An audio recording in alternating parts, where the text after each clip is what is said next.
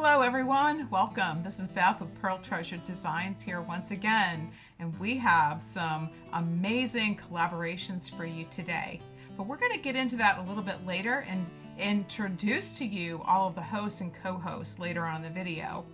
So let's go ahead and head to the craft room and see what's cooking. DIY number 1.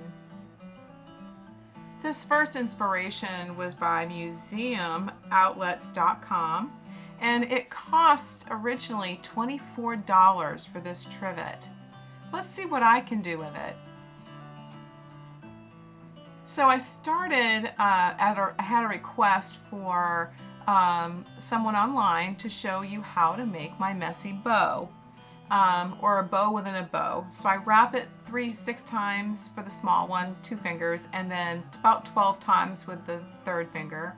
I take a strip of jute and tuck it in around the first layer and tie a knot. And then what I'm going to do is spread it out so you can see the smaller loops on the inside and the larger loops on the outside.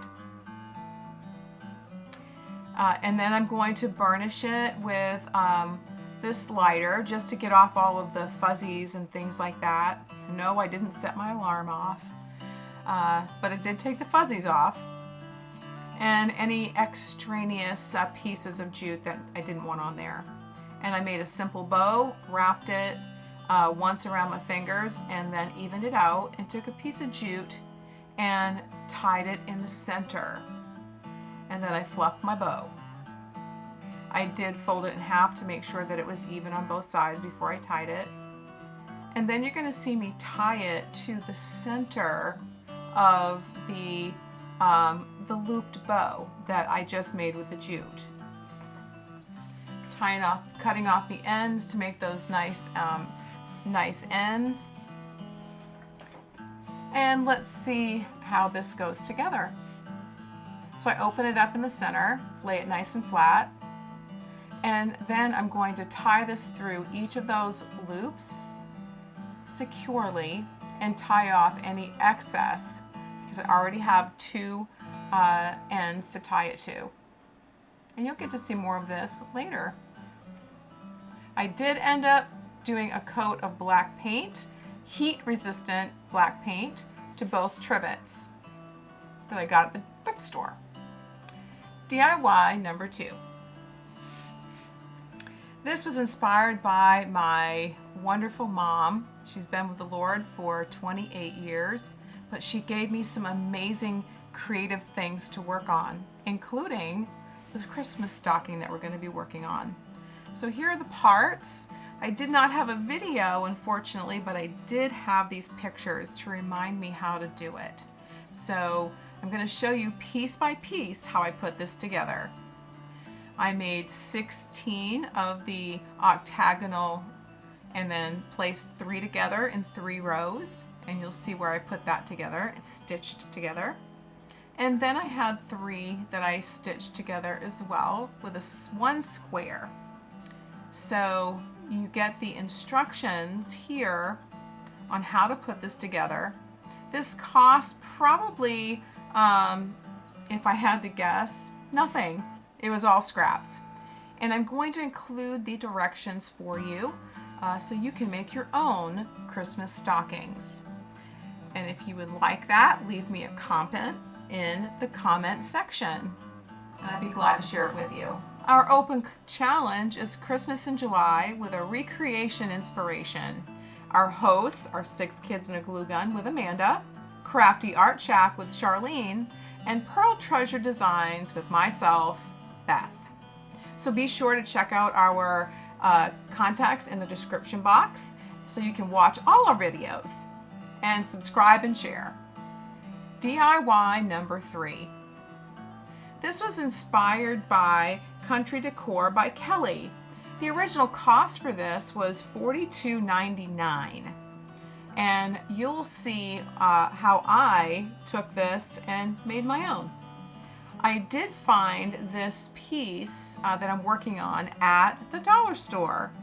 I love really fancy stars, so I took some burnishing gel or burning gel originally and wiped it on the edges, and then took my burning tool and burned the edges of the star. But I felt like it needed more. So I went ahead and I burned the long stripes that you're going to see in the star itself. Now, be sure to do this in a well-ventilated area. I love to burn wood for the effects that it gives me, but you will notice with this thin wood, it will bow. So when I'm done, I did have to put a weight on it and let it cool down overnight to straighten it out. So go ahead and take a look at how I did this. It just came out gorgeous, and I'm really happy with the results.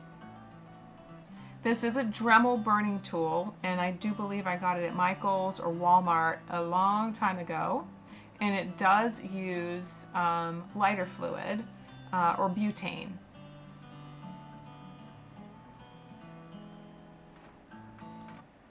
Now what you see me here doing is going back over the edges where the burning gel didn't quite take off all of the gel, so I wanted to make sure that that was burned off. And I did go over some of the edges to make sure that none of the plain wood was showing. So that's a look that I was going for. And you can see as I'm doing that, it starts to disappear. And I didn't want it to burn, but I did want a dark brown. And so you get to see how that looks right after it's finished burnishing. And now what I'm going to do is take my Waverly clear wax, and I'm going to coat the star with it. And so you'll get to see me do that. Yeah, I'm repositioning things. My setup is, it moves now and then if I kick it or whatever. But you'll get to see that the clear wax will seal what I've done so that it doesn't flake off or have any of the burned edges rub off on fingers or clothes or whatever. I wanted to seal it. Okay, so I'm going to do that and see just how this comes out. So I'm going to let this play out for you. I did end up going through over every square inch of the star, and I did paint the back side of the star Waverly chalk white so that the edges would show through. And I took some of that Rub and Buff gold, and I did put that on the center and on the long lines in the center of each of the star points. So you'll get to see that at the final reveal.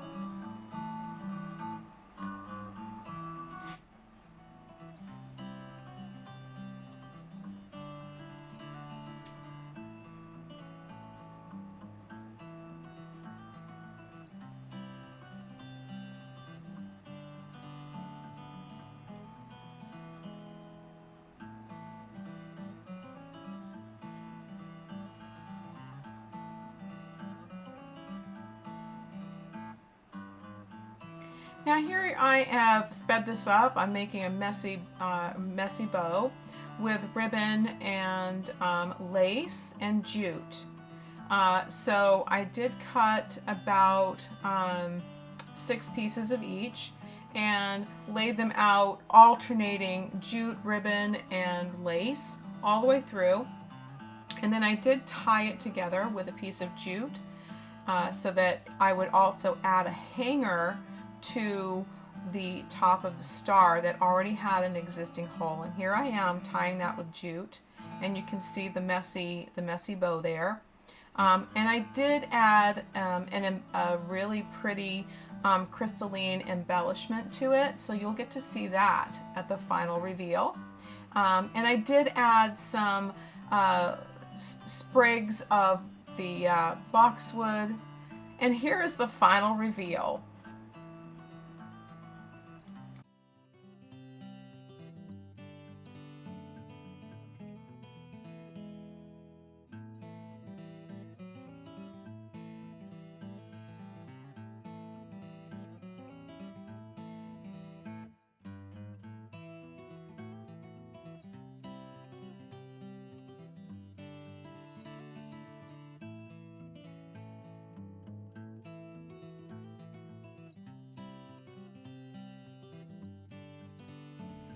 Hello everyone, thanks for watching. A big shout out to all my subscribers out there.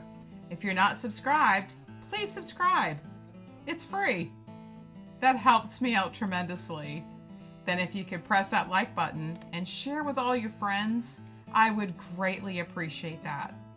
And leave me a comment. It does help the algorithm move these videos forward, and it helps support all of our channels. So go ahead and do that, and we can do it together. Until next time, see you later.